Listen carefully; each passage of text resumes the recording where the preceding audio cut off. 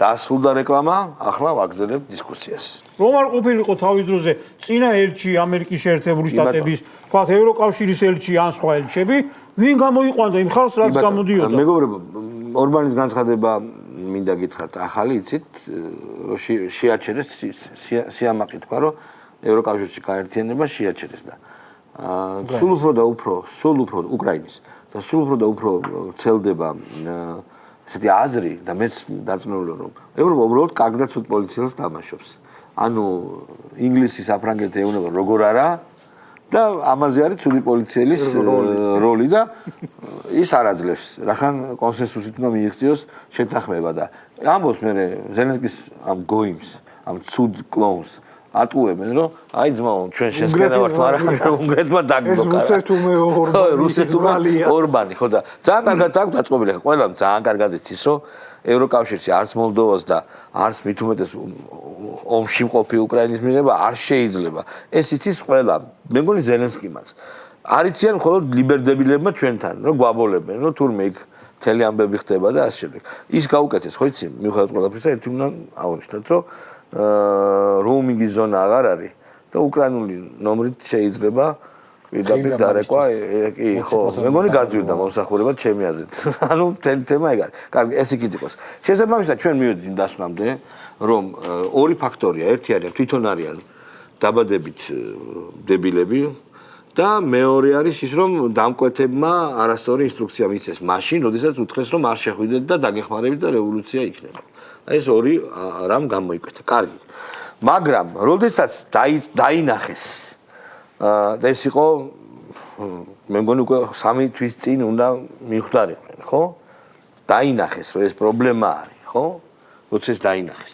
რატომ არ ქონდათ ამაზე მაინც რეაგირება? აი მაგალითად ახლა მე შემიძლია გაჩვენოთ გოგი გვახარია არის ესეთი ადამიანი, რომელსაც ვერ დასწამებ ქართული ოცნების დიდ სიყვარულს, ხო? თხემი ტერფამდე არის მოხუცი ლიბერალი, შეიძლება ითქვას უკვე ასე. არა, სხვაჩვენს ცუდი კინოცოდნეც არ არის. და ასეთ ამბავს ამბობს, ოპოზიცია რომ შესულიყო პარლამენტში, კომისიის წევრები რომ ყოფილიყვნენ ზურა ჯაფარიძე, ნიკა მელია, ნიკა გვარამია, მამუკა ხაზრაძე, ეს ხალხი ციხეში არ იქნებოდა და პოლიტიკური ბრძოლა პარლამენტშიც გაგრძელდებოდა და რაც მნიშვნელოვანია. პოლიტიკური თვითმკვლელობა შეიძლება ლამაზი იყოს, მაგრამ მაინც თვითმკვლელობაა. ერთმა მას გაუმარჯოს სიტყვებში, რასაც აი ხახალი რამე ხო, არა, ამარო ყველარი. კარგი რა არის, იცი რომ მათ კლასტერში და მათ ბაბლში თუ მათ იმაში რაღაც ინტელექტუალური იმაში ეს აზრი თანდათან უფრო მუსირებს და მრავლდება რომ სისულელეს აკეთებს. ხო. საერთოდ არ ზღაპრებს ანდაზებს რაღაც აქვს საკუთარ სერიოზულ მნიშვნელობა.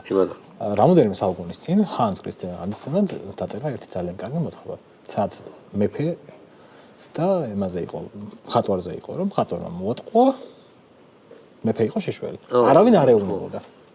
და პატარა ბავშვმა საქართველოში ქართული ოპოზიცია აკეთებს სიგიჟეებს და სიდებილებს ერთად. ანუ ძალიან რთული მისახვედრია. მე ვიცი ხომ სიგიჟეა თუ სიდებილია, იმიტომ რომ არის განსხვავება, იმიტომ რომ რაღაც სხვა აი აურის მატარებელია მართლა ეს. არამედ ხო. ანუ თითქმის არავინ არ არის ოპოზიციაში დარჩენილი, რომელსაც რატომ ვაკეთებ და სისულელეც, რომელსაც არ მაქვს შედეგი. ხო. ანუ მე რას გულისხმობ, ახლა აი ხა ძალიან მარტივია რა, ნებისმიერ ამას ვაკეთებ. 10-ჯერ რო გავაკეთებ და 10-ჯერ რო არ გამოვა, ნაცვლად იმისა რო ვიფიქრე რომ მე-11 უოჭველი გამოვა, ჯობს ადგეთ და დაიწყო ფიქრი ამაზე, სხვა რამე სხვანაირად ხო არ მივუდგე და სხვანაირად ხო არ ვცადო აკეთება, იმიტომ რომ ანუ მოდი თქვათ რა რომ ქართულ ოპოზიციამ შეიქმნა რამოდენიმე მითი, რომლითაც იკვებებოდა. პირველი მითი იყო რომ ქართულეთნ არიან დებილები, ჩვენ ვართ გენიოსები. ამის ჯეროდა ძალიან დიდი ხნის განმავლობაში. მიუხედავად იმისა, რომ ამის დამადასტურებელი ფაქტები არ მოიპოვებოდა, თვითონ გენიოსები იყვნენ, ქართული წოცნება იყვნენ სულელები, ამას ჯიუტად აგზელებდნენ. მეორე იყო, რომ არსებობს რაღაც დასავლეთი, მაღალმორალური ეტალონი, რომელიც დასჯის ქართულ ოცნებას ისე ერთი რამე რომ არ მოეწონოს, რომ ქართული ოცნება ჩამოიშლება ხუხლასავით. როგორ მოხდა, მაშინ სხვანაირად თქვა. როგორ მოხდა ეს მნიშვნელოვანი კითხვაა, ეს ბუნებრივი გადარჩევის დარვინისეული პრინციპია, რომ მაინდა-მაინც ფსიქოემოციურად არამდგრადი ხალხი მოხდა შეგროვდა ბოლოს ოპოზიციაში. მაგალითად, ჩერგოლეიშვილი, რომელიც არის გარკვეული სახე ადამიანებისა, რომლებსაც უხაროდა ლამაზი თვითმფრინავების მიერ თეირანის დაბომბვა და ეხა ირკვევა რომ არც არაფერი არ დაუბომბიათ. ირანის ბირთვული პროგრამა ვერ გააჩერეს თვითონ ამერიკელები ამბობენ ამას რომ ვერ გააჩერეს. და ისეთი განცდაა რომ არაფერი არ არის ირანისთვის დასრულებული რა. რაც თავარია ვერ მიაღწიეს რეჟიმ ჩენჯს. ანუ ადამიანი რომელსაც უხარია ლამაზი ბომბიო რო იძახე, ლამაზი ბომბდამშენი. ანუ მას როგორი დევიაცია აქვს, ხდები, როგორ ეზიზღება შენი ქვეყანა, რომ ნებისმიერი ბომბდამშენი, რომელიც პოტენციურად შეიძლება აქეთ გამოუშვა, რომ დაბომბოს ხოლოდ კოცები. ლამაზად ეჩვენება. ეს ხო ქვეტექსტი ეს იყო, მოდი პირდაპირ ვთქვა რა. ხო დაწერა იმ ტორესა ვიღაცა. ხო, ამან ის საერთოდ დებილია, წაშა. ის დებილია და ამან ხო ეგ იგულისხმება რა. ხო და ირანის ტელევიზიაში რაკეტა რო ჩამოვარდა, იმდენი ლარი მე რამდენმაც დაწერა რომ პოზიტივში შალღრამიშვილის გაცემით რომ ჩამოვარდეს ეგ რაკეტაო. ეგ ეხა ბუნებრივები ვიყრე, ხუმრობა არ არის. ეგ არ არის ხუმრობა, ხალხო. ნახე. მაგათ უნდათ რომ ამერიკის შეერთებული შტატებმა გამოაგზავნონ ბომბდამშენი 2 მილიარდი არის მეორე და თურქეთის შავი ზღვის ტერიტორიიდან გამოუშვა რაკეტა რომელიც მარტო აი აქ მოხდებოდა და ჩვენ დაგხოცავს. კაი, შეხედე. ერთი ამი არის რა. არსებობს რაღაცა ტექნოლოგიები რა. ამათ აქვს დამოუკიდებლობა. ხო და როგორ მოხდა რომ აი მართლა გიჟებში შეხედე რა. არის ტექნოლოგიები. ტექნოლოგიებით ვერ მოიგებ პროცესებს. ანუ მე რას გულისხმობ, რომ როდესაც არის ტექნოლოგია, მე აქაც მithkoms რა, რომ მე უკვე ხანდახან უკვე ეს გიჟების ჰეითერად ჩამოყალიბდები ვიღაც ეგონება. შეხედე რა, ასე არის ძალიან მარტივი რა. როდესაც მთელი მედია არის მიმართული იქეთკენ, რომ მარტო აჩვენებს იმ ადამიანებს, რომლებიც სიგიჟეებს აკეთებენ, სხვა ადამიანებიც იწყებენ სიგიჟეების კეთებას. ახლა თქვენ ხართ ხალხი, რომელიც შემდეგაც იცით, თუ მუშაობს მედია. ქართულ მედიაში საკმარისია რამე სიდებილე გაეკეთებია ოპოზიციური ნარატივით, რომ აუცილებლად აღმოჩნდებოდი პირველ გვერდებზე წამყვანი მაგმედიასაც დაერხა.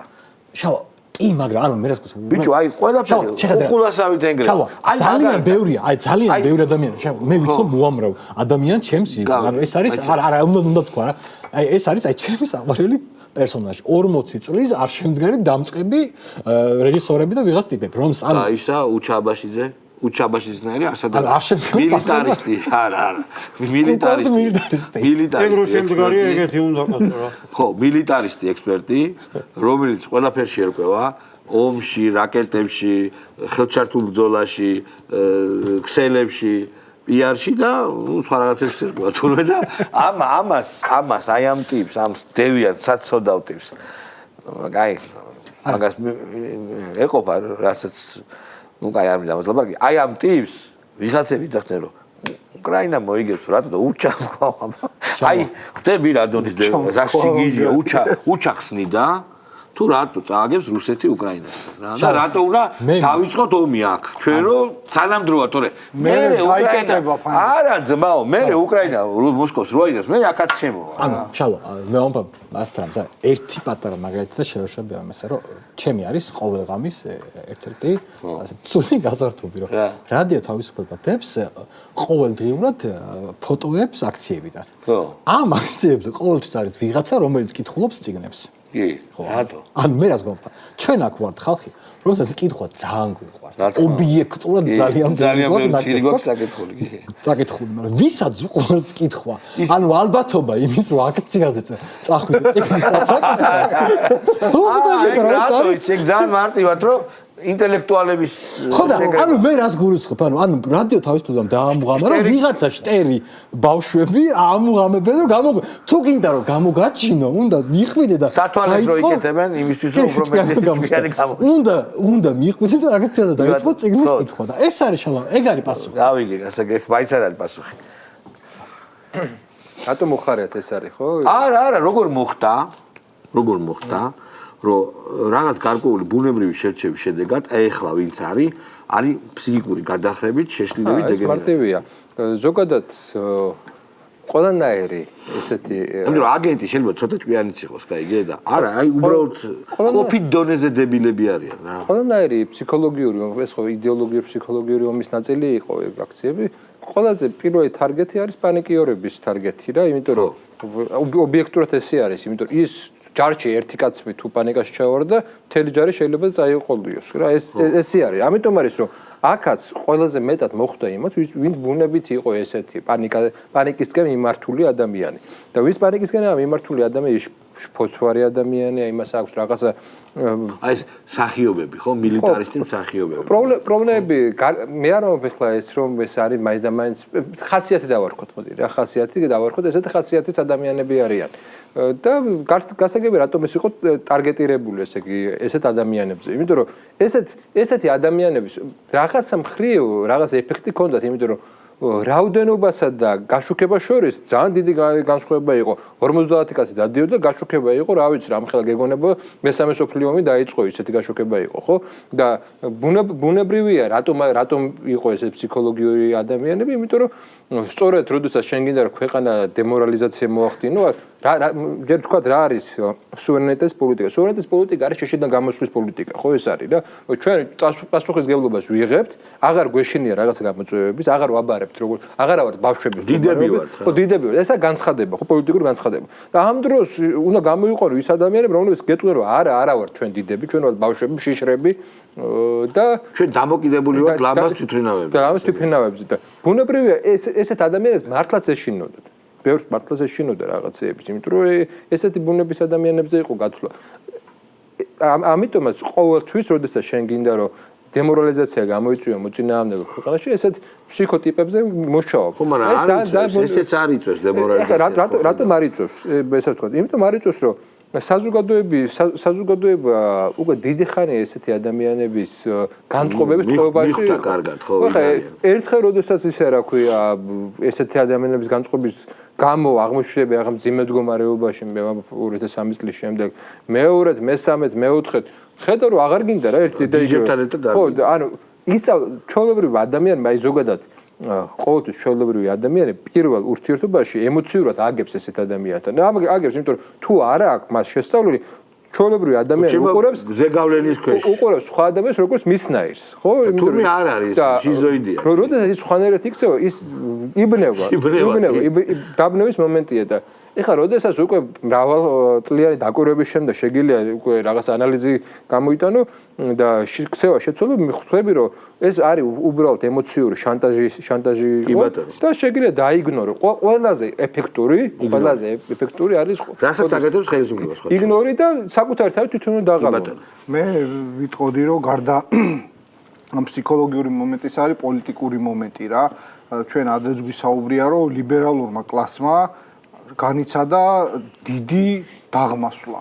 როში აიღო 90-იანი წლები, აი პირობითად რო აიღო გიანოდია, რომელსაც ახლა შეიძლება ბევრი რაღაცა თქვა მასზე და აქეთ რო აიღო ვიღაც პირობით კოლექტიური აკაცუკია, დაღმასვლა არის ძალიან დიდი. და ეს დაღმასვლა ასახავს საერთაშორისო გეოპოლიტიკაში ამ ლიბერალური იდეოლოგიის გაცემას არა, ეხანდელი ექსპერტი დიღბელაშვილი. ხო, აი ვიღაცა, ხო, რა. და ნოდია არის მათ შორის განსხვავება. ხო, ანუ არის განსხვავება, კიდე ანუ ლოგიკურია რომ ისიც მნიშვნელოვანია რომ ეს ჩვენ ხშირად ვამბობთ აი ესენიც ამბობენ რომ აი რევოლუცია სინამდვილეში ხო აი რატო არის რომ აი შენ რო თქვი რომ აი თავისი ფეხით მიდიან და ვაფშე საერთოდ არ გვანან თქვა პირობითად 100 წლის წინადე სოციალისტ რევოლუციონერებს რომლებიც მართლა იყვნენ რევოლუციონერები და ესენი ხა ჩვენ თითქოს აი ეს ტერმინი რომ აი ვარდების ის რევოლუცია იყო თითქოს აი ამ ათვლის წერტილიდან უყურებთ და სინამდვილეში ის ხო იყო შიდა ელიტური გადატრიალება რომელსაც გეოპოლიტიკური კონjunქტურა ჰქონდა ისეთი, რომ აწყობდა რუსეთსაც და ამერიკასაც და ამის შედეგად მოვიდა სააკაშვილი,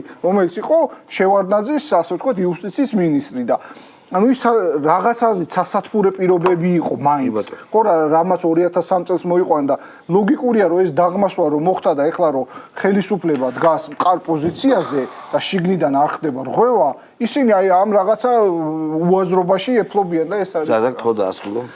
ჯერ აი გავაგზავნებ რა შენ აზრს თქვათ ეხლა ეს კოლექტიური ნოდიები ჯერ ერთი მაშინ იდეოლოგი რო იყო მაგენი ყველა ხელისუფლებაში იყვნენ ბატონო ჩემო და სხვანაირად გამოიყურებოდნენ თორე ისიც ყავდათ თეატუთვერიძეც ყავდათ მაშინ და ვიღაცისთვის ავტორიტეტს წარმოადგენს რა ასაუბრებს დღეს ეხლა უბრალოდ ოპოზიციაში არიან და გამოჩნდა რა დონის იდეოლოგიებიც არიან ჩვეულებრივად არიან გეგმის ნაწილი.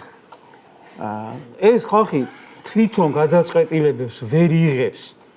წარმოუდგენელია მათ რაიმე შეფასებასთან დაკავშირებით თავისი აზრით თქვან გამოსავალი არ აქვთ. აი ნებისმიერი აი ბოლოს მაგალითად ახლა ერთ-ერთი ლიდერის იმედად ღარიან დარჩენილები წითელი ძერო ყავთ რა და ხო ესეთი კითხვა დაუსვეს რა თვალში მომხვდა რომ წითელი ძერო ლიდერი არიერგარდი ჩაერთო ბრძოლა ხო ნუ ისეთი წითელი ძერო ლიდერია ხო ხდება ეგ მაგის იმედად არის და ისო ახლა გერმანიაში რომ ყველა ვნახეთ რა 2-3 დღის წინ 170 ბინა გაჩლიკეს გერმანიაში იმასო სიძულვილის ონლაინ სივრცეში სიძულვილის ენას აღწერლებენ და რაღაცა და ამასთან დაკავშირებით კითხვა დაუსვეს და პასუხი იყო ესეთი არ მაინტერესებს რა ხდება გერმანიაში და ცოტა ხნის წინ შოლციანო თქვა ვიღაცა რომ ერთი დღით ადრე რომ გამოსულიყო რომელიმე მათგანი და ეთქვა რომ საქართველოში დემოკრატიის რაღაცა შავი დღე გაქენდა უკუსვლა ერთი კვირა აჭრელებული იყო ნახე შოლცმა რა თქვა ნახე რაღაცა ფონ დერ ლაიენმა მაგრამ ის აინტერესებს, მაგრამ რაც თავის ინტერესებში არის, ამას ხო უყურებს საზოგადოება, ანუ შენ როგორც ფიგურა, პიროვნება, ახლა იმაზე არ მაქვს ლაპარაკობს, იმას დროს არ დავკარგავ. ნებისმიერი მათგანი, ხო, პიროვნება, მე გიყურებ, რომ ჩემი მომავალი და ჩვენი შვილების მომავალი ხელისუფლება მიცუნა მარტოს, ის უნდა იყოს მყარი ფსიქიკა უნდა ქონდეს მინიმუმ და რაღაცა გადაწყვეტილების მიღება უნდა პრინციპული ადამიანი მაინც უნდა იყოს და ღირსება უნდა ქონდეს, ანუ თავისი ღირსება თუ არა აქვს, ჩემი ხო ეხა იმას საერთოდ არ აინტერესებს. და მე როგორ შეარჩიეს ეს ხალხი ჩვენ ლაპარაკობდით. უყურე როგორ არის, თქვენ როგორ წარმოგიდგენიათ ეხლა, როდესაც ომი დაიწყო უკრაინაში და რაც ყველაფერი გამძაფრდა, გამოსულიყო პოლიტიკური ოპოზიცია და დაეჭირათ ხელისუფლების ხარე. როგორ წარმოგიდგენიათ, ეხლა მე როგორ განვითარდებოდა მოვლენები. განამდენი დამფინანსებელი ეყოლებოდა და ასე შემდეგ. თავიანთ ნებაზე მიუშვებდნენ. დღეს მათმა თავიანთი ქმედებებით გამოსავალი თვითონ აღარ დაიტოვეს. ანუ ჩვენი პრობლემა რა არის, იცი რომ საზოგადოების ის ნაწილია პრობლემა ქვეყნისათვის და მომავლისათვის ვინც მაგათ უჭერს მხარს. მეტი კი ესენი პრობლემას საერთოდ აღარ წარმოადგენენ. მოჩა, არ წარმოადგენენ. ამათ აღარც პატრონი ყავთ. არა, აზრი დაუკარგეს ოპოზიციის. იქ სადაც პატრონი ყავთ, იქაც პატრონი აღარ აყავთ და ჩვენ გამოთქმა რო არის, ახაც რა პატრონი აღარ აყავთ. აქანა თუ ვერ მიმიღეს იქანა. არა, არავინ არ არიან, აღარაფერს აღარ წარმოადგენენ. უბრალოდ ის ხალხი არის რაღაცნაირად ჭკუაზე მოსაყვანი, რომელიც მათ ხარს უჭერს. ეხლა როგორ წარმოგვიდგენია ჩვენ მაგალითად როგორ წარმოგვიდგენია კი რა გვჭირდება მინიმუმ რა თქმა უნდა პოლიტიკური ოპოზიცია რა თქმა უნდა ვისაც დასავლეთიდანაც ექნება მხარდაჭერა და კიდე რაღაცეები ექნებათ მაგრამ ყველაფერზე ხელის მომწერი ტიპები არ უნდა იყოს ესენი შერჩეულები არა წეღარმავთ ესენი არიან ყველაფერზე ხელის მომწერები ანუ პიროვნებას უნდა შეეძლოს ვიცი რა არის ხა ესეთ ვითარებაში ეგრე არ არის კაცო კი მეუნები შევიდეთ პარლამენტში კაცო ეგრე არ არის კი მეუნები რომ რაღაცა ასე უნდა მოიქცე და უნდა დაუპირისპირდე თქვა ხელისუფლებას მაგრამ ამ შემთხვევაში მართალია ეს ჩემი ქვეყნის და საზოგადოების ინტერესს უპირისპირდება მე რომ ესე მოიქცე ესეთი ბიჭები და გოგოები თუ გვეყოლებიან ჩვენი ქვეყანა ამ რაღაცა მოჯადოებული წიდან გამოვა ვეღარავინ ის იმ დამკვეთსაც ვიღაცას ხო გეგმარო აქვს რომ ჩვენ რაღაც ფიჩხად უნდა გამოგვიყენოს მე სხვა გეგმაზე გადაერთვება მეტი გამოსავალი აღარ დარჩება ამიტომ ჩვენც უნდა რაღაცნაირად ფორმით ეგრეთ წოდებულ ვაბანკზე წავიდეთ მოსაშორებელი ჭირი უნდა მოვიშოროთ და შემოუშვათ ის ხალხი მინიმუმ წეღანას ვთქვი რომ ვისაც რაღაცა პრინციპული პოზიცია ექნება, როდესაც ხალხის ინტერესს შეეხება საქმე რა და არა ეს საცოდავი და უბედური ხალხი, რომლებიც ყველაფერზე ხელს აწერენ. ეგეთი არაფერი გამიგია. შეიძლება არსებობდეს. დიდი მადლობა მეგობრებო, ჩვენ დღეს ვასრულებთ. ამით გადაცემას ერთმანეთს შევხვდებით მომავალ შაბათს.